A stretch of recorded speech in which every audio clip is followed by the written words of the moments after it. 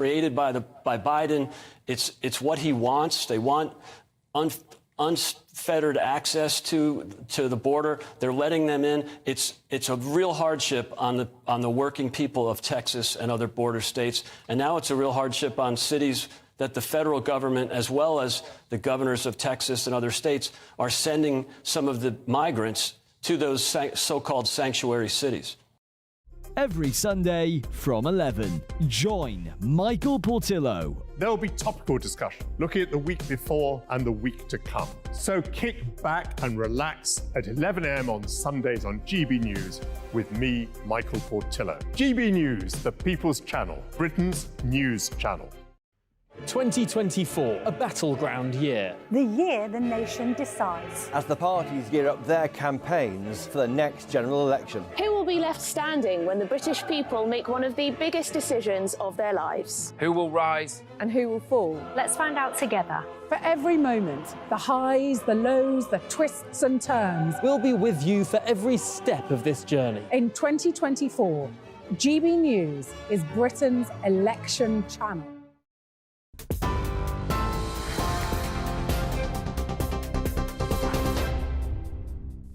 Good evening, you're with GB News, and our top story today is actually some breaking news to start this particular bulletin. A man has been charged with malicious communications following reports of an abusive and threatening phone call to a Conservative MP's London office. 46-year-old James Phillips has also been charged with assaulting an emergency services worker. He'll appear in court tomorrow. It follows Mike Freer announcing his decision to quit politics last week as he feared for his safety. The Justice Minister has been the target of several death threats, as well as an arson attack on his Finchley and Golders Green constituency office. That news just coming to us in the last half hour. Now, the King is spending the evening on his Sandringham estate in Norfolk, having left London earlier today. King Charles and Queen Camilla left Buckingham Palace in the royal helicopter after the King spoke with Prince Harry for about 45 minutes at Clarence House. Prince Harry flew in from Los Angeles following the public announcement of his father's cancer diagnosis. It's understood Prince William has no plans to meet his brother while Harry is in the UK. And the King personally told both his sons about his cancer diagnosis. Palace officials are saying the King's openness about his diagnosis with the public is aimed at helping those whose lives are affected by the disease. More precise details emerged today about the last known movements of chemical attack suspect Abdul Azadi before he went on the run. Met Police says Azadi walked past the Unilever building near Blackfriars and headed towards Victoria Embankment in central London, a journey of about a mile on foot. A £20,000 reward is still being offered to anyone who has any information that leads to the fugitive's arrest. Azadi is expected of attacking a woman with a corrosive substance, leaving her with potentially life-changing injuries. A door that blew off a Boeing aircraft mid-flight last month appears to have been missing 4 major bolts, according to an initial report by a US safety board. The door blew off an Alaska Airlines plane mid-flight in the United States and was found in a residential back garden. New evidence from the report has found key bolts were missing from the door of the Boeing 737 MAX 9 jet. They'd been removed to fix rivets that were damaged in the production process. Now, new video has emerged showing the moment the aristocrat Constance Martin was arrested after being on the run with her partner and their newborn daughter. It's been shown in court today. Oh, where's the child, madam? Where is the child, please? Daddy bear. Look at me. Take her away from him. Constance, Arabella, wherever you are. Right, where's your child? Well, in the clip, the 36-year-old refused to answer police questions when they were trying to locate her baby last year. Eventually, the little girl's body was found in a supermarket bag in a shed on an allotment in East Sussex. The court also heard that her partner, Mark Gordon, asked what's the big deal when he was asked about the baby and asked for food instead as he was arrested. The couple charged with child cruelty and causing or allowing the death of a child deny the manslaughter of baby Victoria by gross negligence. And lastly, the social media company Meta is to start labelling images that have been created using artificial intelligence. It means that any images posted to Facebook, Instagram or Threads that were created using AI will automatically be flagged. The company says it's currently building the new tool and it will be rolled out in the coming months. Meta says it'll reduce the ability of fraudsters to distribute deceitful content. For the very latest stories, do sign up to the GB News alert by scanning the QR code on your screen right now or going to gbnews.com/alerts.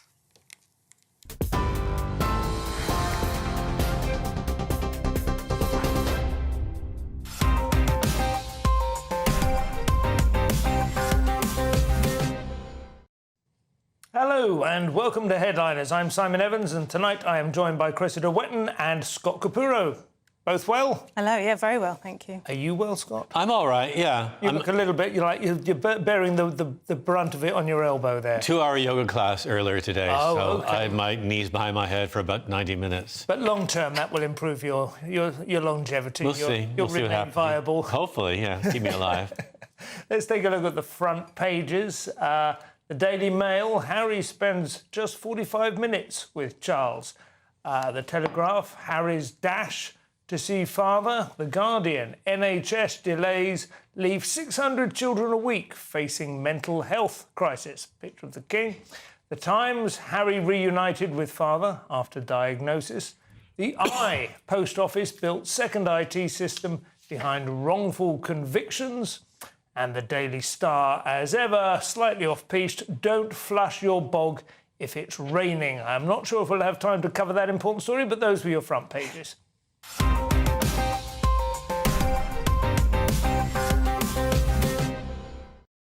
So, once again, same story dominating most of the front pages. Cressida, the Mail have it? Yes, Harry spends just 45 minutes with Charles and Duke and William have no plans to meet at all. So he spent 45 minutes with Charles. Charles rang him to tell him the bad news, his cancer diagnosis, and they've had this meeting. They're saying it's a very brief meeting. I don't know. What's an appropriate length? 45 minutes seems to be reasonable to me. It doesn't feel snatched. I mean, anything less than 10 minutes would probably have been a bit cursory, given he's flown across the Atlantic. I was surprised they lasted that long, actually. I'm sure it was a bit tense. 45 minutes is a period in school, isn't it? Quite a long talk with your dad. Maths, you know. Right. With your dad. The bell is a signal for me, not for you, Mr. It's a long talk with your dad, though, isn't it? Because dad sometimes can be a bit quiet and distant. Well, my dad can talk for 46 minutes without drawing a breath.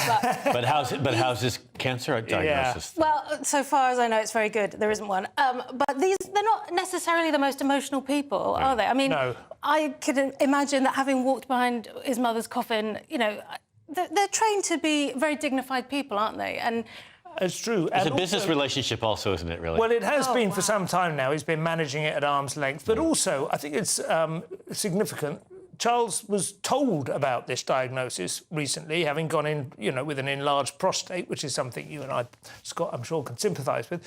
I've had my prostate stroked many, many times. But my point is, he wasn't previously aware that he was ill. Right. So it's not as if this is not a sort of sickbed kind of situation. This is more him coming in to just get briefed on it, I think, isn't it? At this stage, so we don't really know, do we? But no, I'm not saying he's not really ill. I'm just saying in terms of how. I don't know, it feels... They're trying to present it almost as if he's, you know, being read the last rites. I mean, it's a little bit hasty with... My father and my uncle both had prostate cancer, but it's totally... This isn't prostate cancer. Sorry, I should clarify. He went in for a prostate examination and they did some other checkups while he was there and something else has emerged. All right. One of the strange things, I mean, obviously, it's not for me to say, but one of the strange things is that they haven't as yet said what kind of cancer it is, that is strange. What kind of organ it's attacking. I think they've said it's not prostate They've just said it's cancer. not prostate. That's the one we do know. Oh, right. Because that was my initial thing, because, as you say, prostate cancer is something people can live with for over 10 years. Quite at least, It's frequently patients are told that this isn't what will kill you, actually. No, exactly. People die with it rather than of it. Anyway, we move on to The Guardian, Scott, and they have some alternative take on the health service. All right. The NHS delay is leaving 600 children a week facing mental health crises.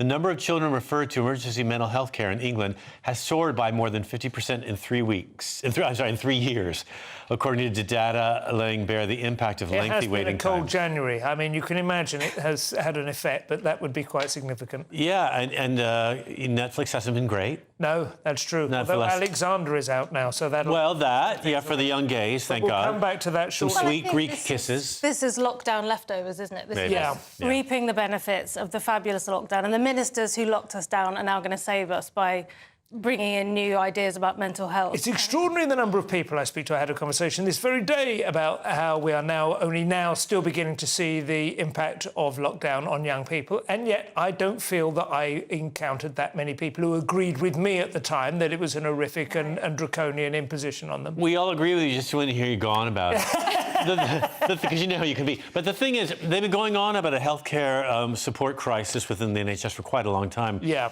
And, I was seeking healthcare not too long ago here, and, it was very difficult, and I got a little bit, and then they said, you got to go private now. Yeah, but they picked up on your accent, I expect. They heard it, yeah. And they said, please leave the room. The other thing to say about mental health crisis, crazy. which is always difficult to say because, of course, there are some people who are genuinely having a mental health crisis and you don't want to belittle that, and then there are, I think, we all feel, sliding, the Overton window of mental health has been shifted somewhat, hasn't it? It's gone from being stigmatised and nobody dare speak about it to the very first thing anyone reaches for if they're feeling... You sound like a royal family member right now, being very stoic. Gee whiz. Eating Nothing disorders. that running through puddles in Plimsolls won't cure. Go on. Well, it mentions eating disorders and people being suicidal, but that's absolutely even those come at different levels of severity, don't they? I don't know. No, absolutely. Anyway, as I say, I don't mean to belittle any one of those individuals, just the overall statistic. We have the Telegraph now, Cressida. OK, so the main story is Harry's dash to see his father, so the same story again, but we've also got dentists to get £20,000 golden hello to work in NHS crisis areas. And specifically, it says you get 20 grand if you're prepared to move to the countryside, which I think is slightly... the countryside, yeah. Well, I'm where from most the of us would like to live, no? Well, that's what... I don't know, that's interesting, Well, if you were it? being paid enough, the reason most people don't live in the countryside is the houses are large and agreeable, and the jobs aren't there to support it's really pricey. A lot of people have a vision of the countryside, and it isn't, lots of people live in pedal-dashed terraced houses. Exactly, Simon. There's some lovely bits. Yes. And, well, let's just look. It's pretty and beautiful, like the Vicar of Dibley, but it's also got a 1970s council estate on the side. If I was being offered a golden hello to go and live in Wiltshire, I think, Devizes, that would be my... The thing, I have a friend who used to travel in a caravan from neighbourhood to neighbourhood in London. Yeah. And he'd be... A gypsy? No, he's a dentist. Oh, OK. He might have been a gypsy. He might be now, actually. But Simon, he could have been better. I thought we were talking about dentistry, but no. I saw him one day in Arna in Bethnal Green, and I asked him what service he provided. He's mostly emergency service. Right. And mostly people coming in with abscesses that he would slice, and stuff would shoot across the room. Wow. He said, some of them are so polluted, I can smell their mouths before they get in the caravan. Yeah. So I think 20 grand isn't enough. No, it's an unpleasant job. But even Really? on a good day, it's still just staring into it. It's an odd compulsion to become a dentist, isn't it? Because they have to do all the usual medical training. They have options. And they go, I just want to do the teeth. Stick my fists in someone's mouth for the rest of my life. Yeah. I know. It's just Having said odd, that, isn't it? I had... I'm just checking the time. I flew to Aspen, Colorado about 15, nearly 20 years ago now for the Comedy Festival. I'd never been there before. It's at about 8,000 feet, I think. And consequently got off the plane, but was still at altitude, and gradually over the next few hours became aware that I had an abscess, which had never previously made itself felt, because when you're at altitude, the internal pressure fails to equalise, and so you've suddenly got this build-up. And it became agonising, and I went with my travel insurance, luckily, to an Aspen, Colorado dentist who, as you can imagine, was like a 6'4" Mr. Universe. Yo, dude, come on in. It's like amazing, like 4 or 5... the most glamorous assistants, the most up-to-date... I mean, the Olympiad of dentists. It was incredible, and he gave me Novocaine, which was the single best drug experience I've ever had. Just all of the muscles across your chest that have gradually grown tense, just trying to control the pain, just relax. It was amazing. I spent 2 hours in the dental chair in San Francisco 2 weeks ago, right before I came back here. And I finally found a dentist who's British in the US. Right. They're not easy to find, but they're very conservative, and I really appreciate that. And funny, too. They like a couple of jokes while they're Somebody digging should do a sitcom about this. Anyway, have we got time for one more? Let's finish with the Daily Star, Scott. What have you got? Don't flush your bog if it's raining, for God's sake.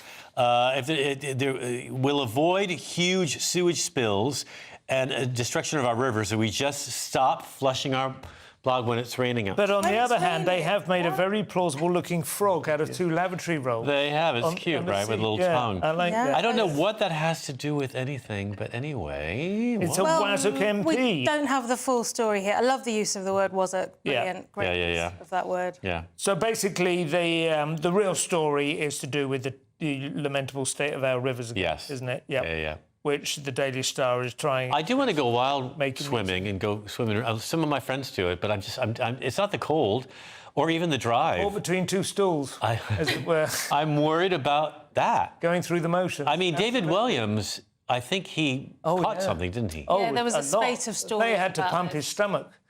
And not for the first time. Right. I think he's never been the same, which some people might be happy about. For part 1. Coming up, Rishi shows that Piers Morgan is the bigger man, Tucker meets Vlad, and the victory of the tractors. We'll see you in a couple of minutes. Wake up to the headlines with Headliners every morning at 5 a.m. We treat you to the day's biggest stories before anyone else, 7 days a week. You can catch up on everything you need to know before you've even had your kippers. Headliners every morning at 5 a.m. only on GB News, the People's Channel, Britain's news channel. Good afternoon, Britain. Weekdays from midday. Chris, what is the preferred way in which the police go about their business at the moment? There's these 2 strands of thinking. Evidence-based policing versus bobbies on the beat. It's very, very difficult. The problem that police have got, basically, is that they're too thinly spread, and it's too much is expected of them. There's a long list, isn't it? Every month we hear police need to do more about this, police need to do more about that, and police do their best.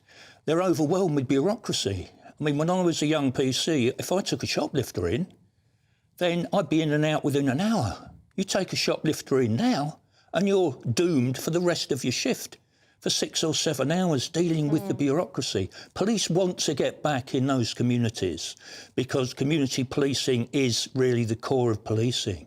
But such are the demands on their time at the moment, and the bureaucracy, and the fact that they are struggling now to retain experienced officers. People are hemorrhaging out of the police, and new recruits coming in haven't got that experience, and there's a good chance they may not stay anyway.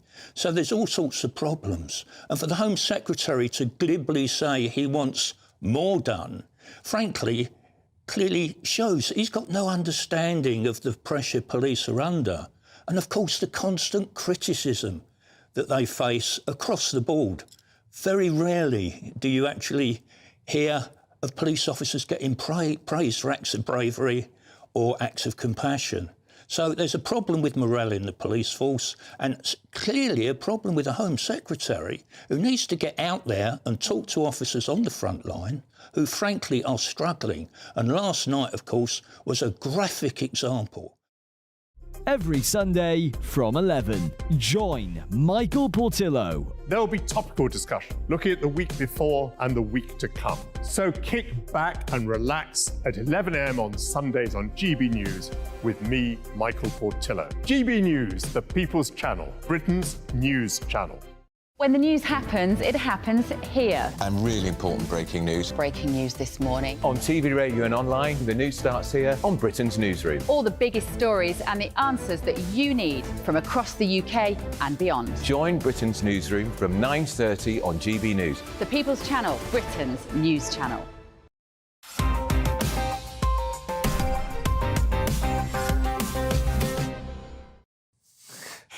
Hello! So we're back with headliners, and we're digging into the papers now. Cressida, Guardian first, just when you thought you couldn't feel more contempt for our Prime Minister. Horrible. Welsh is on a bet with Piers Morgan. Oh, God. God.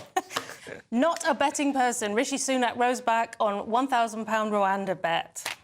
And when he initially agreed to this, I thought, oh, good on him. You know, everyone's criticising him. And I thought, well, what else could he do? Stand up for himself. Well, yeah, exactly. But it was... You mean you don't think he should have agreed to it in the first place? No, I think you're right. I think the fact that he rose to it and generated a certain amount of... He could have said, let's not bet on people's desperation. Yes, he could have said that. Well, yeah, but he's not a quick thinker, is he? Not really. Not snappy. He's also a hedge funder, so of course he's a gambler. Yeah. It's weird to me. He's a politician. They gamble all the time. It turns out that he does have a history of gambling. Yeah. But the point is, he was kind of being the people's person in the moment or trying his best. I can't imagine Starmer doing any better. And now he's gone back on it. Yeah. Which is just for not £1,000 cool. as well, it's pathetic, isn't it? I mean, that's small change to him. And people are saying, oh, £1,000 in the cost of living crisis, he shouldn't have agreed to it. It's like, oh, yeah, because we didn't all know he had £1 trillion. In the 19th century politics, when this country was actually a serious player on the world stage, was basically a series of wages in the Reform Club, wasn't it? You know, all of it. Yeah. That was what decided foreign policy and the next head of state and all the rest of it. Brilliant. Well, that's... As well as the desperation of people. That yes, did it too, absolutely, yeah. It still does, doesn't it? It was counted very small beans. But I don't know. I think there is something odd about Rishi Sunak in this that's more serious, which is that kind of desperation to be liked and to be sort of popular in the moment. And a serious leader should have taken control of that situation, as you say. I wouldn't expect it of him, but to say, well, hang on, Piers, you know, this is we're doing our best to sort of ease the pressure, blah, blah, blah, rather than going, yeah, all right. It reminds me of comedy. It reminds me of live comedy now. Yeah. A little bit, because the young comedians like Rishi being young, they want to be liked. And if an audience member tries to take control of the show, they kind of allow them to do it sometimes. Yeah. It's a real danger. They always the compares kind of joke and invite the audience, like make them feel like the show's about them, which is a real mistake, I That's so not what you do, is it? God. It's a real battle, I got to tell you. I love watching it. You got to struggle to get it back. This all started with, well, comedy was turned into therapy about 20 years ago. I don't know exactly when it happened, but there was a point when every new young comedian had to come out and immediately announce themselves as if they were lying on a couch. And they'd talk about being touched by an uncle or whatever happened. Yeah. They had to have that in the show, actually, to win the award. Absolutely. Yeah. Anyway, let's move on. Scott. He's been touched by an uncle. First thing we do, let's kill all the lawyers. Famous line from Henry VI by William Shakespeare. And it once again falls to Kemi Badenoch to speak the unvarnished truth. In the Daily Mail, Labour plans to expand gender-equal pay laws to ethnic minorities, and this will lead to a bonanza for dodgy activist lawyers, a senior cabinet minister warns. Apparently, Labour wants to kind of update the Race Relations Act of 1976, make it more relevant to today, and include handicapable people, people of all races. Races we didn't know existed back in 1977. There are more, But right? there are more than that. We're spawning all sorts. So I know we have more genders. We don't have more races. Thousands of genders. Jeez. We don't have time on the show for genders right now. We're not there. We're talking about race.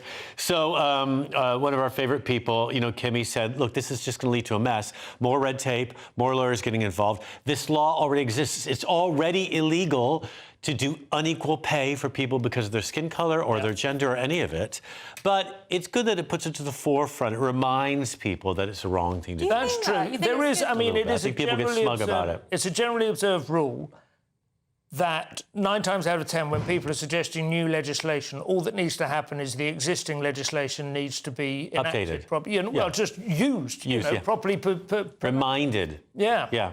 But equally, I do find it slightly ironic that Kemi Bad Enoch is being activated by exactly the same thing that the previous Bad Enoch. That was what he was upset about with the race relations bill when it first came in. I don't know. I think there is a tendency to attract a sort of swarm of lawyers around these things, but of course making the legislation clear is the key, isn't it? And no one wants to hire a lawyer so they can get an equal pay to the person at the other desk. People just want their pay equal, and you know that they're going to find out. People always gossip about pay in office. Right, and I think if they took that information just themselves without any legal support, that's a huge problem. Like, if you're an employer and you're caught doing that, the fallout would be massive, wouldn't it? So I think you'd be pretty quick to sort it out. Absolutely. Either that or you fire the employee and hire somebody else. Well, that's true. You'd find some other reason. That's normally what you do, isn't it? In the same way that they do that in sports teams and, in politics and in all sorts of places. In show business. You just find some way of getting rid of them without attracting attention to the real reason. I do think that there is a class of vexatious lawyers who simply want to thwart government plans and so on at the moment. In America, of course, they're most famously funded by George Soros now. This is his latest thing, isn't it? In Britain, they're a slightly more I mean, they're just a gang of maverick do-gooders, but yes, they are. But I mean, you know, promoting British law isn't necessarily a bad thing. No. And I think also going after government officials is quite dry. That kind of law. Yeah. I think American lawyers are looking for a bit more glamour. That's true. Well, they already have all the suits and the high rises. Anyway, haircuts. Cressida. We move on. I'm convinced there is a cheese biscuit joke to be had here with Tucker and Putin on the Ritz, but it needs work. So in the meantime...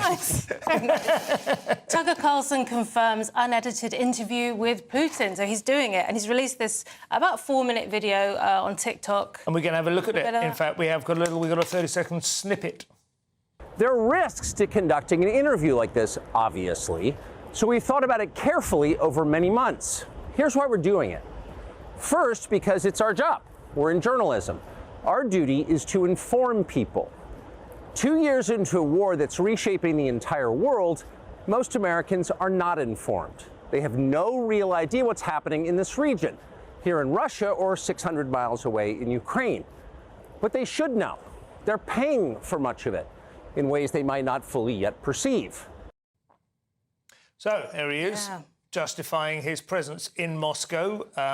Some people are a little bit concerned about it. Others feel that this is an interview we've been waiting for too long. Good for him, you know, and he's out there. He makes a point later on of saying that nobody's paid him to do this. You know, he's doing it on his own steam. Yep. There won't be any cost to watch it. It's going to be on X. Elon said he's not going to ban it. No. It's going to be out there. And he just makes all these great points that the people who are paying for this war don't know what it is, you know, and that we've had scores of interviews with Zelensky. He says they're not traditional interviews. They're fawning pep sessions is how he describes them. And he describes the interviews as promoting a foreign leader like he's a new consumer brand. So he's saying it's all one-sided and we need to hear what's being said on the other side. And that's not necessarily to say that he supports Putin at all. It's just that what's going on over there, you know. So I think this is really exciting. I'm looking forward to seeing it. Well, yeah, it's quite a coup, but it is not completely true that we don't hear from Putin, because I have watched Putin's speeches to his own government leaders, whatever they are. It's not a Senate, really, a parliament or whatever it is. I've watched him, that famous, weird, odd-to-camera speech he made last year with all those phones around him, where he rambled on for about 2 hours. So I do know what what he expects us to believe his perspective to be. But I think this will bring so much attention when people are going to watch this on a much bigger scale in America and the UK. A different demographic will watch it. So it's also, you know, they're going to doll him up a little bit for American cameras, and I think there's a danger too that his celebrity status in Russia will expand beyond the borders. And I think the only way really to end this misery is for Putin to concede that he's wrong. But this sort of thing only promotes him, doesn't it? do you think that is how it's likely to end? I think it will end with a negotiated settlement. I think it's only going to end with his death, really. Yeah. I think one of his people are going to take him out because Russia cannot continue. They can't afford this. Okay. You've seen mothers in British press and in Russian press begging for the war to stop, begging to get their sons and their husbands home. And the information doesn't come to them partially because Russia can't afford any. There's no information being passed because they don't have that sort of money. There's certainly, it's quite interesting. I've seen a few sort of longish form essays recently making the point that there is a somewhat strange and incoherent support for Putin on the right among people who like his traditional values, the fact that he's standing up against trans admirals and so on, as they see it. And they ignore the fact that he had an opportunity 20 years ago to completely revolutionise the Russian economy, that they have basically enough human capital to have made a go of it in the modern world. They had, even under the Soviet system, you know, considerable success with the space age and so on. And that's all been thrown away. And he's pursuing a sort of, almost like some kind of weird philosophical notion of cyclical time and the rising and falling of fortunes of great powers and so on, as if vendettas are being pursued. But this is traditional Russian politics, isn't it? Yeah. I mean, we've seen periods in the past of Russia, the last 300 years, where leaders have risen and pulled nationalistic fervor out of their pocket and used it to benefit themselves. The problem that for me with this is also what they don't discuss is what really needs to be talked about, which is the corruption of the Ukrainian government. And the reason so many Ukrainians are in favor of the Russians being there, because they have no chance of crawling out from their poverty the way the Ukrainian government runs things. We will have to see whether Tucker can get into that. In the meantime, Scott, staying with the Telegraph, proof, once again, of he who wears the trousers in Europe, although they are tucked into some very muddy boots. Well, you know, the problem in the Telegraph, they talk about the victory of Europe's farmers as Brussels caves in on emissions targets and eating less meat. Ursula von der Leyen, the European Commission president, offered a concession to farmers. They had this policy urging EU citizens to eat less meat. She's pulled back that from their current plan. They would like emissions to be reduced by about 90% by 2040. They've reduced that number. That promise is gone. They've gone back on that. The thing is, the land in Europe is so precious. It's just too expensive to farm there. Yeah. And if we want grapes, we can't afford them from France. We can't afford grapes from Spain. Well, France has still got a pretty viable wine industry, even if they don't go in wine they can, but the property used and the soil needed to make wine, this is from California, is much different than simply growing grapes you can sell in a market. Right. And believe me, that bunch of grapes sold in a market, none of us could afford on the salaries we're on at this station. Right. If it was not subsidised, you mean? Because I can afford French wine. I do drink French wine. No, wine you can, but the grapes themselves. What I'm saying is... Grapes is like buying raw materials. No, but I'm saying produce, vegetables, food that we have on our table, we cannot afford if it's only grown in Europe. I think, to be honest, the European farms should now be essentially run in order to attract tourists. I thought they were. Seriously. They should make the countryside more attractive. As they are in California. Yeah. I mean, those wineries exist not because of the wine they produce, it's because of the visitors they have. Absolutely. They've all turned them into spas. And we go all the time. They're fantastic. They're a bit pricey, and it's the only way they can afford to have that soil and turn it every 6 months to, you know. Big real estate proposition, by the way. The Sussex Downs has many acres of potential vineyard with the soil and the climate are almost exactly what they were in Champagne 100 I years was ago. given some English wine by my friend Lauren in the last couple of years, How was it? It's getting huge. Yeah, it was The good. sparkling wine, folks. You heard it here first by your vineyard. That's part 2 done. Coming up, the French avaient perdu son mojo. Ollie Vance has discovered hers for Jacob Rees-Mogg. We'll see you in a couple of minutes. In the GB Newsroom, we bring you the news as it happens. With our team of dedicated journalists across the UK, we're ready to give you accurate reporting every day.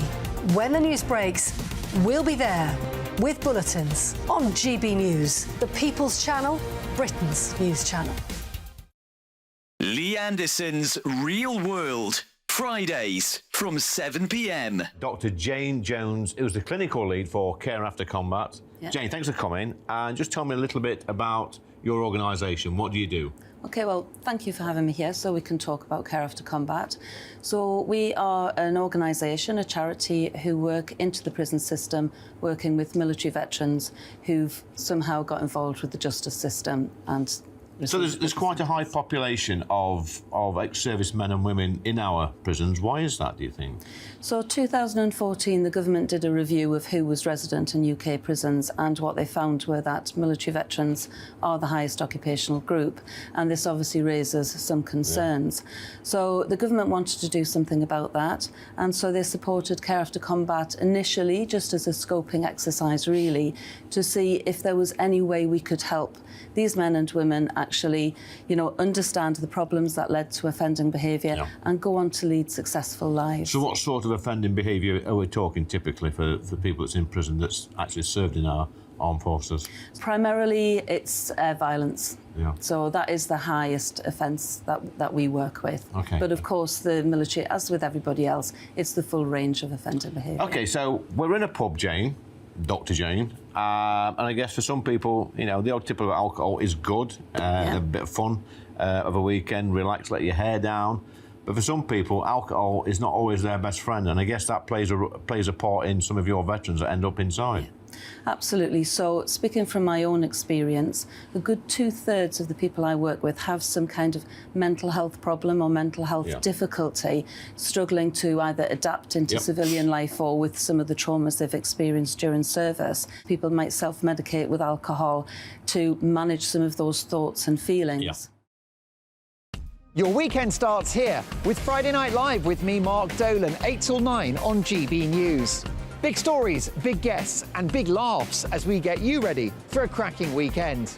That's Friday Night Live with Mark Dolan. Fridays 8 till 9 on GB News. Bring your own drinks. The admission's free. Have a great Saturday night with me, Leo Curse, on the Saturday Night Showdown. It's a crazy world out there, so come and make fun of it with me, my panel of comedians, and a couple of people who actually know what they're talking about. This Saturday Night Showdown is your front row ticket to the clown show every Saturday, only on GB News, the People's Channel, Britain's news channel.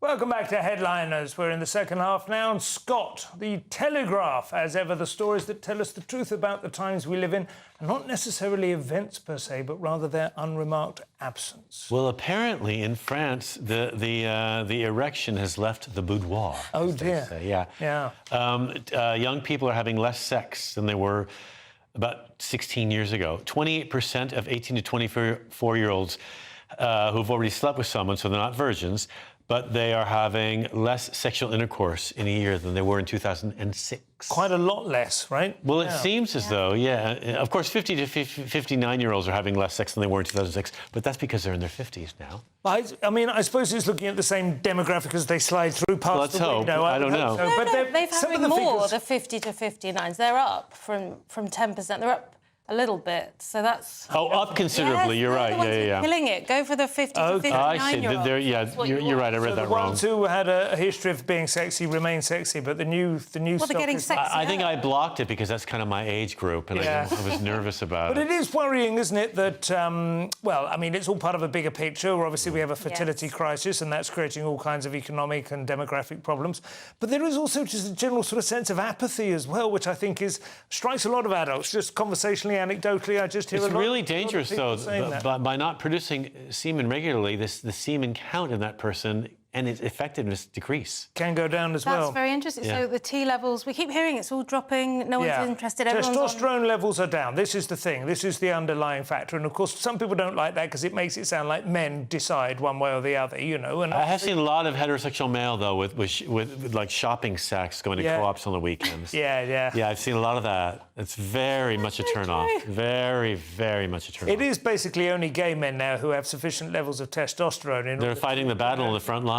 We're doing all the work, as usual. Maintain a masculine profile. And I'll see you later. But I remember I went on my first French exchange trip. I was 14, and there were so many rumours flying about that the sex were just permanent. The French, were just permanently at it. This was supposed to be the expectation.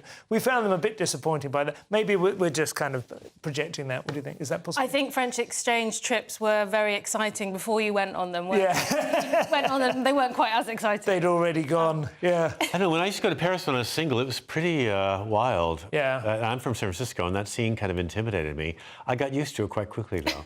But there was a lot going on. But this is around 2006. Somebody should do a separate survey, I guess, of the LGBT community and whether their levels are also the 2S LGBTIQ plus A. Triple A. I bet it's similar though, because everyone's on their depending phones on which all battery the time. size you use.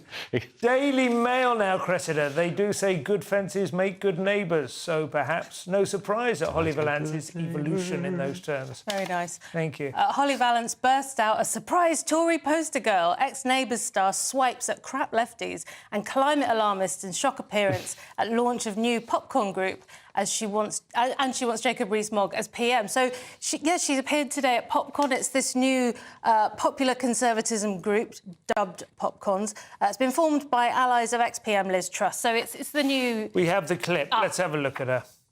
Everyone starts off as a lefty and then wakes up at some point after you start either making money, working, trying to run a business, trying to buy a home, and then realise what crap ideas they all are. And then you go to the right. So there she is. That's her evolution. She's been trying to run a business and run a family. I don't know what those... Well, she's got a big business to run, hasn't she? Or her husband has. What is her husband? He's a property... interior designer and property developer. One of the Candy brothers. Right. Oh, really? Big OK, deal, so she's apparently. super wealthy, Yeah, which would make her conservative, #1 right? Hyde Park, I remember that. So why she pretends to be struggling in that little speech, but we know she's not. Yeah. She's not. She just likes the right. She likes I Jacob don't think Rees-Mogg. she's saying she's struggling. I think she's saying I'm one of the wealth generators as opposed to the... But she says in something about you try to build a business, you try to buy a house, and you realize how crap their policies are. So you go to the right. It's like, a pretty you've got the business and the house. Kind of. I mean, I think there is some truth to the fact that people assume that wealth can just be redistributed, and then when they try and make some of their own and it's redistributed away from them, it does tend to change their view. Problem for them, yeah. But her take on it is pretty shallow. Liz Truss freeballed at that event, by the way. Yeah. She did one of her off-the-cuff speeches. Was it good? I haven't watched it. She was just talking. I think she hit out at cheese for all, she's like. Yeah. And then I think she said, it's so great, all of us working together and being a part of something bigger and whatever. She's the greatest Prime Minister this country never had, as far as I'm concerned. So less popular than They air. wanted to have Valence on board, giving it a bit of Listen, you cannot go wrong with having attractive, young women on your side. I think she's let it go a little bit. Yeah, but she's pretty good by Conservative standards. Yeah, she's only 40. She was pretty hot when she was 20. No Liz Truss. No, that's, yeah. Telegraph now, Scott. The latest version of Women Hit Hardest concerns student loans. Oh, God, more about female graduates. God. Cressida, can you call your friends? I was going to be the one to say. Oh, God, more about how difficult it is for a girl to get an education. Look, apparently girls get, when they've got a new payback plan for student loans now, it's called Plan 5. It starts sooner at a lower grade of payment, and obviously it goes longer to pay it off. Yeah. It starts now when you make $25,000 a year instead of $27,000. Yeah. And apparently girls get lesser paid, lower income jobs than boys do. So boys are going to have an easier time paying back their loan and save money because they'll pay it back quicker. That's true. But the main thing that's been identified is the time that women take off to have babies. That's the main thing, the so-called gender pay gap. No one's putting a gun to their head or a baby. Exactly. Well, this is the thing. There's nothing...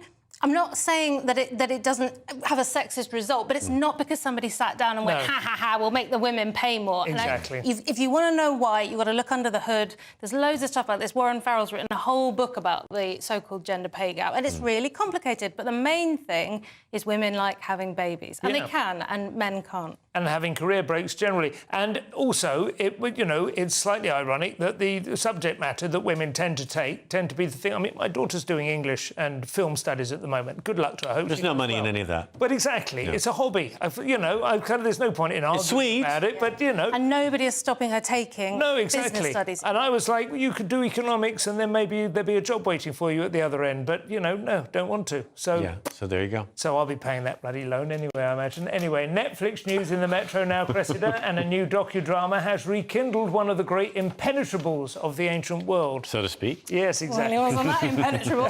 People really think Netflix turned Alexander the Great gay, apparently, and they're outraged. So there's a new Netflix thing out about Alexander the Great. Why wouldn't there be? He was great, lots of action. By the age of 30, he'd created one of the largest empires in history, which does sound very problematic, doesn't it? But well done. Wasn't so much in those days. Not so much. Very celebrated. And apparently, in this, he kisses a man.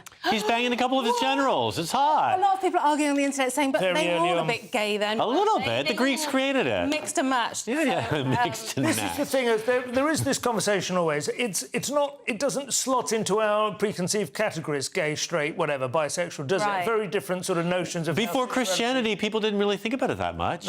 No. If they wanted a baby, they'd have a baby. If they want to bang a general, they bang a general, whatever. There is some reason, some evidence to think that Alexander's perhaps most meaningful relationship, the love of his life in that regard, was with a young man as well. I can't remember his name. I always want to say Bucephalus, but that was a horse, I think, wasn't it? No, it's right. I circled it because I looked him up, and they're both lovely-looking men, actually. Yeah, that's him. Anyway, well, listen, I have to declare an interest. My sister-in-law, Lucy Van Beek, is the executive producer of this series. Oh, right. So, I wish her well. I can't watch it. If she's managed to lasso an extra kind of demographic with a little bit, I can't say it. It's streaming/screaming on Netflix if you want to watch it. So it's called The Making of a Gay God, or just a God. I added gay.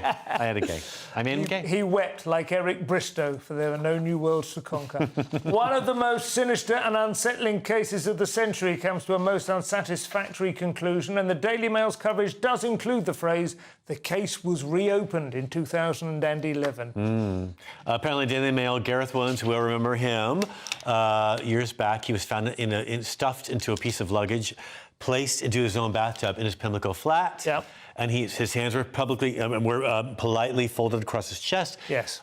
He was locked in there from the outside, so obviously other people were involved. Well, you would think so, but they claimed it's a sort of contortionist act, right? Well, they're saying the key was in with him, but there's no fingerprints under his right on buttock. the lock, But there's yeah, no exactly. fingerprints anywhere. There's no fingerprints on the bath of anybody's, I think. So that's. They think it might be either MI6 or American people who wanted to end his life because he knew too much, or the rules he complained about his zipper. He was involved in BDSM and all this stuff. So Netflix a little is making bit. A documentary about him and the making making him of a little bit gay. of a nested suitcase. Yeah, they made him gay. I mean, I think there is an extraordinary novel waiting to be written about this, isn't there? We make it with kind of finding. But he's involved in the drag and bondage scenes. The drag and bondage, are those scenes together? No. Does everyone have to get along? Get a range of hobbies. Once again, lumping all of these. More letters added to that thing. Jeez, good Lord. That's it for part 3, and no disrespect meant towards his poor family. Coming up in the final section, honesty is the best policy, especially when it comes to your talentless offspring, and wearing slippers to the chippy is now chic. See you in a couple of minutes. I'm Michelle Dewberry, and I'm not here to tell you what to think. I'd much rather hear what you have to say. So, send in your opinions to gbviews@gbnews.com. Keep them clean, and you never know, I might read them out. With my panel here on Jubes & Co, we debate, we get stuck into the issues of the day on a show where all views are welcome, especially yours. GB News, the People's Channel, Britain's news channel. Patrick Christie's Tonight. Weekdays from 9 p.m. Mike Freer joins me now. Mike, thank you very much for coming into the studio. Thank you for inviting me. Firstly, how are you? It's been a busy day, and it's been quite a traumatic experience. It's a real wrench to walk away from a job that you love, but also a constituency that you've become. You know, I live there; it's my home, and I regard many of my constituents as friends, and it is an amazing place. And to walk away from that is really quite. It's quite an emotional wrench to think this was a job I loved, but unfortunately I can't do it anymore. Can you talk me through the process? Because you mentioned about the alleged arson attack, etc., being the final straw, but this has been a really quite vile journey to get to this point. So what kind of threats have you had? What's that look like?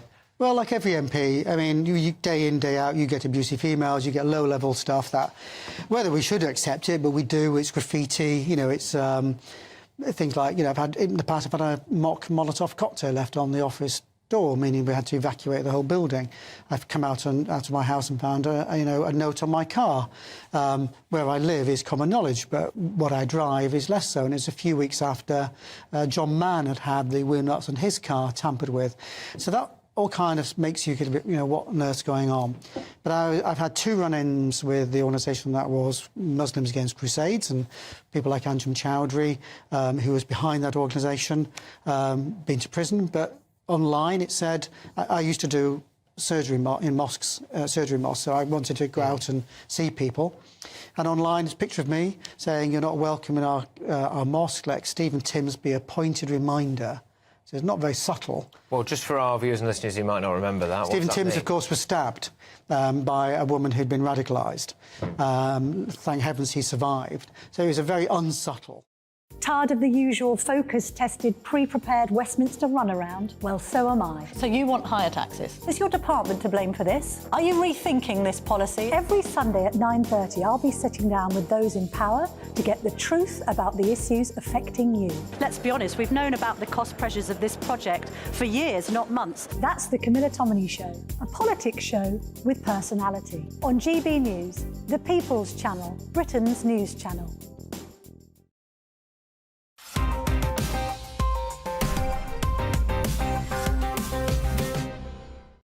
Welcome back to Headliners for the final section, sometimes a little quirky. Cressida, something that creates a lot of dispute in our household, I can tell you. Is lying to your kids a good way to improve their self-esteem or damn them to a lifetime of dishonesty in the Daily Mail? I'd love to know which side you're on, Simon. Honesty really is the best policy. Lying to your children that they did well during a school play can turn them into liars later in life, study finds. So this divides up lies into instrumental lies and white lies. And the instrumental ones are, if you don't stop doing that, I'll call the police. It's lying, but it might work. And then white lies are that, honey, you were great when you weren't. Lying as to your intention, I'm not saying it's not problematic, but I don't regard it as a lie. I regard a threat that you will not follow through on as a different category to a lie as to facts that you have at your disposal and are choosing to misrepresent. That's a significant Very difference, wouldn't you say? You sound like a parent who's justifying your behaviour. I don't know. I mean, you know, such things, I know not what they are. Whatever you have to do to tell a kid to shut up, I'm all for it. Yeah. Seriously, just to quiet them down in a market or on an airline. So that's a short-term solution. Yeah, What they're saying here is you could end up later on with a larger child who's a person. Oh, so you're saying, for instance, if you are quiet now, I will reward you when we get home. Yeah, like a dog with snacks. Look how well behaved they are if you give them snacks. Give the kid a snack. You know, there's one interesting study which is always bandied around and is constantly being re-examined, was the marshmallow test. You remember this one? So the marshmallow test, for any viewers who are not familiar with it, was decades ago. Small children were left in a room with one marshmallow. They were told that if they could resist eating it for 15 minutes while they were not observed, they'd come back in and they'd get 2 marshmallows. But if they wanted to just eat the one, and then they track them through the rest of their lives. It's so absurdly It's a massive sinister. predictor. And they've repeated this many times. Yes. It's an old study, but it's been done. But here's the key. So, yes, the ability to delay gratification, low time preference, whatever you want to call it, predicts life outcomes. Hugely, very accurate. If the more able you are to resist eating the marshmallow, the more you're able to invest and hold your marriage together and all the rest of it. But it turns out that the kids who were less able to do that were the ones who had been lied to on too many occasions beforehand. Didn't know that. Yeah, the ones who had grown up in families where they were told, if you're good, you'll get this, and then they didn't get this. Or they had, like, absentee fathers who would just kind of go, I'll see you at the weekend, and then see them at the weekend. Or your father says, when I get the new company car, we'll go to Disneyland, and it never happened. Never had. Jam tomorrow, jam tomorrow. And after a while, you just go, damn jam tomorrow, I'm going to take the jam when it's on the plate in front of me. So that is a significant part of lying as well. I personally think that lying is one of the great slippery slopes in you know... But you're a comedian. We lie all the time. No, you don't lie. You present the truth with a wink. But it is very easy. You start off just by going, I just don't want to see my family this weekend. I just can't face the drive. Oh, I'm sorry, Mum, I've got a bit of a cold. I think it's best I don't come because I'll only give it to you. And before you know it, you know, you're on the run from Interpol. Who can lie, because I can't lie, and I'm terrified of it, because then I think I'm going to trip myself up. It's going to get bigger and bigger, and so I don't lie, and I see other people doing it with great success. Yeah. My husband's incapable of it. Yeah. Well, my husband's evangelical and incapable of lying. And sometimes I wish he would lie a little bit. Yeah. And not say things to me like... No, it's fine. No, yeah, just say that. That's all I want to hear. Yeah. Scott, the strange story of Miss Japan now and the light it shines on conventional beauty standards that you and I have had to battle our whole lives. Carolina Shino, she's 26, and she won the... well, she's born in... She was not born... She's born in the Ukraine. Yeah. And moved to Japan. Pretty young. Very young. And felt all her life like she was kind of treated as a foreign person or something unusual or weird. She tried to fit in. And then she won the Miss Nippon contest. And she was thrilled to do it. It's a 55-year-old contest, that she was really excited to get that title. And so excited that she had sex with a married man.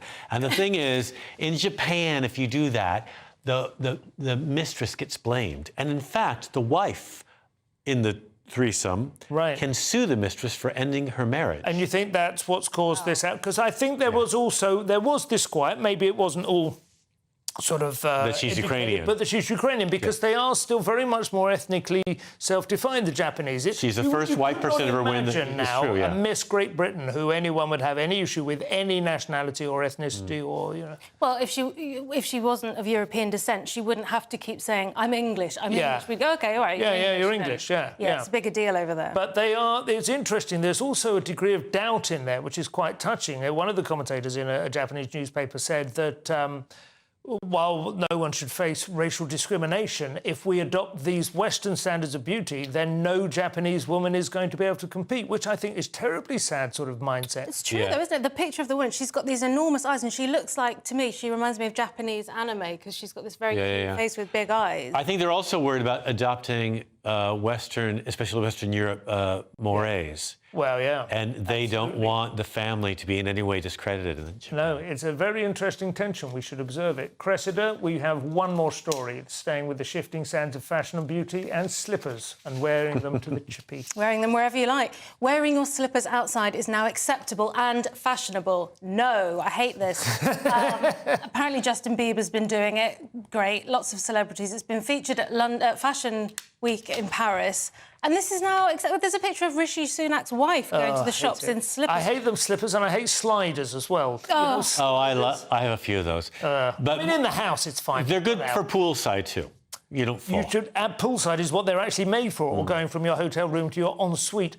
My rule, which my son has adopted and has remembered, is you should never wear anything in public. You couldn't kick a football back to its owner. All right. Nice. Yeah. Well, I can't tell when I see kids walking through Shoreditch if they've just woken up or just left a yoga class, but they're wearing the slippers and the pajama trousers and the whole thing, and they have no intention, you can tell, of emerging in anything other than their sleeping or gear. making any kind of a go. There's no effort. No. This no is comb in the working hair. From home, it's active wear for not being active. I guess it's kind of, maybe it's kind of sexy. Maybe it'll kick up the sex. Maybe the French should start wearing It's making Holly Valance fancy the Conservatives. But you look available at all times. We have to go, folks. The show is nearly over. Let's take another quick look at Wednesday's front pages. The Daily Mail. Harry spends just 45 minutes with Charles. The Telegraph, Harry's dash to see father. The Guardian, NHS delays leave 600 children a week facing mental health crisis. The Times, Harry reunited with father after diagnosis. The Eye, Post Office built second IT system behind wrongful convictions. And the Daily Star, don't flush your bog if it's raining. Those were your front pages. That's all we have time for. Thank you to my guests, Cressida Wetton and Scott Capurro. We are back tomorrow at 11 p.m. when Andrew Doyle will be joined by Nick Dixon and Lewis Schaefer. Sure to be fun. If you're watching at 5 a.m, stay tuned for breakfast. Otherwise, thank you. Good night. The dream. A brighter outlook with Box Solar, sponsors of weather on GB News. Good evening. Welcome to your latest weather update from the Met Office for GB News. I'm Alex Deakin. Tonight, some snowy weather across northern Scotland and some rain across the south. That'll slowly be clearing by dawn from this weather front that's pushing its way steadily southwards. A set of weather fronts, really, and it's introducing the colder air further north. It's been very windy and snowy across Shetland today. The snow showers easing, the winds are easing, but then more sleet and snow comes in across the Highlands and the Western Isles through the night. Could turn things pretty icy here as well. Further south, it'll be rain that sinks its way across South Wales and southern England, keeping the temperatures up here, but will still be a colder night than last night. Certainly colder further north with a fairly extensive frost from northern England northwards. That's why it could be icy. It could be a few flurries through the central belt, but that band of sleet and snow is tending to ease off as we go through the morning. More snow showers in northern Scotland through the day. The patchy rain in the south making for a grey start, but it should clear away. And for many, it's a dry and a bright day tomorrow, actually, with some decent spells of sunshine, but it is going to be cold, certainly colder than recent days in the south, with single digits as a high. And with the cold air in place and more wet weather pushing north on Thursday, a greater risk of some snow over Wales, northern parts of the Midlands, northern England and Northern Ireland. A lot on the hills, but even some at low levels that could cause some disruption. Still a bit of uncertainty about the detail. Check out the latest warnings on the Met Office website. That warm feeling inside from Boxed Boilers, sponsors of weather on GB News.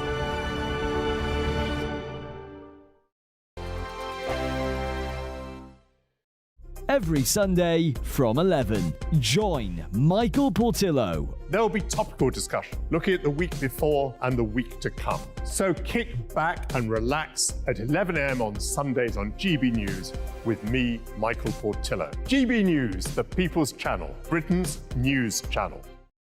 Your weekend starts here with Friday Night Live with me, Mark Dolan, 8 till 9 on GB News. Big stories, big guests and big laughs as we get you ready for a cracking weekend. That's Friday Night Live with Mark Dolan. Fridays 8 till 9 on GB News. Bring your own drinks. The admission's free. Britain's newsroom, weekday mornings from 9:30. When you listen to Nigel Farage's assessment there, do you feel that maybe this is as good as it was going to get, given that we had the pandemic and it was inevitably always going to be a bit of a mixed bag? Well, I think it's a bit of a poor excuse from Nigel there that they haven't done it properly. The facts are, Nigel, that it's not worked. It's not going to work. Yes, we will rejoin. I mean, are we better off for it? Are they... Can I jump in there, Charlie? We're going to rejoin under which government? Because Labour aren't going to do that, unless you don't think... But I mean, it's going to be unavoidable not to join, because I think it's getting worse and worse for us. I mean, let me just say this. Are the NHS better because we're out of Europe? No, they're not, because they're not employing more staff. Is the building trade better off? No. Is travelling abroad or to the EU or staying in the EU, are we better off? No. Are we better off because foods rise because of the EU? No. Are we better off with imports and export? No, because they're taking longer. The overall result is that we're not better off. The killer point here is 57% of the public would now vote to remain. 33% would leave. Surely that's the telling point. It depends on the pollster, Charlie, because we were talking to a very good pollster earlier who said there's no enthusiasm for any change in a year. Maybe 10 years, they might be thinking about it. Belinda de Lucia, let's bring you in. I'm sure you want to react to what Charlie said. I mean, who would have thought that the UK wanting to run its own affairs and making our politicians more accountable would be so revolutionary? EU Parliament voted a majority to get rid of the vetoes, the last remaining scraps of democracy that the EU had. Now, luckily for EU citizens at the moment, you know, it means a treaty change to actually go forward. But that is the mood. The ever closer union. We have dodged a federalised, globalist, international, power-gobbling, anti-democratic organisation, and that's worth more than a few trade and travel perks for a few wealthy people in this country. Hear, hear. Belinda de Lucia, Charlie Mullins, great to see you both. I'm Andrew Doyle. Join me at 7 o'clock every Sunday night for Free Speech Nation, the show where I tackle the week's biggest stories in politics and current affairs with the help of my 2 comedian panellists and a variety of special guests. Free Speech Nation, Sunday nights from 7 on GB News, the People's Channel, Britain's news channel.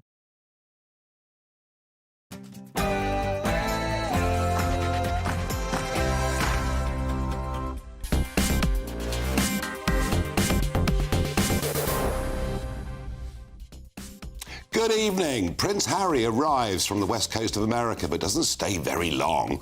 The role rapprochement appears not to have happened. I have got for you tonight the Rwanda files. Yes, I have seen private documents from inside the Home Office last year that show at the very moment Rishi Sunak was telling us he would stop the boats, the Home Office knew that he wouldn't and he couldn't. Why is the Prime Minister seeking to deceive us? Popcorn, yes, Liz Truss launched it today.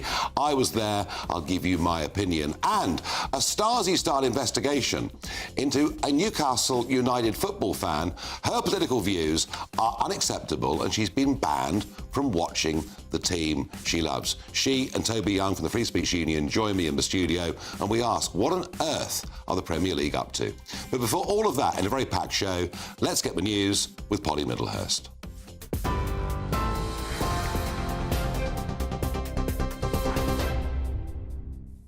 Nigel, thank you, and good evening to you. Well, the top story from the GB newsroom tonight is that the King has arrived at the Sandringham estate in Norfolk, having left London this afternoon. King Charles and Queen Camilla both on the helicopter that left Buckingham Palace earlier today after meeting Prince Harry at Clarence House, who'd just flown in from LA. The Duke of Sussex spending around 30 to 45 minutes with his father. And it became apparent today that Prince William, he says, has no plans to meet his brother whilst Harry is in the UK.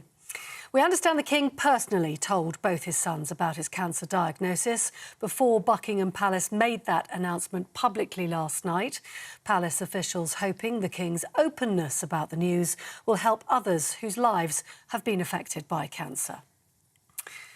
Now, also in the news today, more precise details have been released about the last known movements of chemical attack suspect Abdul Azadi before he went on the run.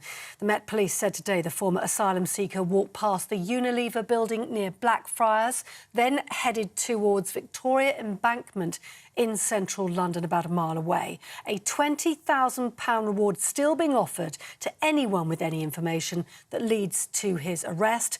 He's suspected of attacking a woman with a corrosive substance, which could mean she has life-changing injuries. In the United States, a court has ruled that Donald Trump is not immune to charges that he plotted to overturn the 2020 US election. That means the former president is now one step away from a criminal trial, a move which would be unprecedented in American political history. His lawyers had argued that former presidents can't be prosecuted for official actions, but a panel of judges has now disagreed. Mr. Trump is likely to appeal. If he were to win the next election, he could seek to pardon himself. Here, Liz Truss says democracy has become unpopular as she unveiled a new group aimed at boosting conservative values. The Popular Conservatives Movement, or PopCon, aims to take on what the former Prime Minister called left-wing extremists. The Lib Dems accuse some of those present today at the launch of economic vandalism, but Ms Truss told GB News she thinks left-wing ideas have gone too far. And a 46-year-old man has been arrested on suspicion of malicious communications following reports of an abusive and threatening phone call